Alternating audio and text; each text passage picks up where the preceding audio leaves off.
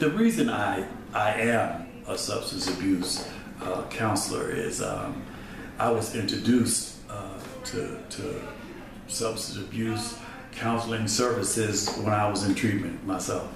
I'm in recovery myself. As a matter of fact, it's getting really close to my anniversary. June the 13th of this year, I will celebrate 30 years of recovery. So that's how I was introduced. That is not why I do what I do, though. That was not only do I do this for a living, it's really become who I am.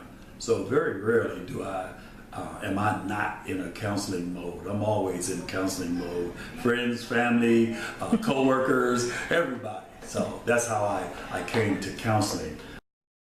One of the stories I could say, one of the guys that I met when I came early in the process. This is probably a good story to tell about a client.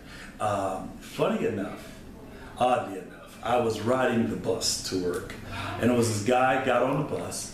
When I got on the bus, he got on the bus behind me, and I was seeing he was having a bad day, so I kind of stayed out of his way. Well, he proceeded to curse me out, called me a bunch of names, talk about what he was going to do to me on the bus and all of that. And I went to the back of the bus. I didn't respond to anything. Well, he followed me in the back of the bus. So he came back in the back of the bus, continuing to curse and all of that good stuff. So what I did was I looked at him and I turned around and I went back to the front of the bus and I had a seat at the front of the bus. Now, that didn't mean a lot until I got to the program and recognized the guy on the back of the bus was one of my new clients to be. And he came in, he said, "My name is Frank." And he said, I was on the bus with you. And he said, "Man, I need that.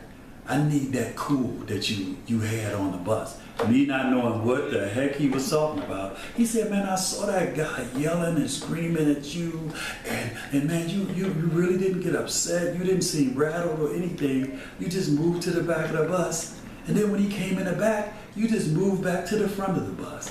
He said, "Man, I need some of that, you know."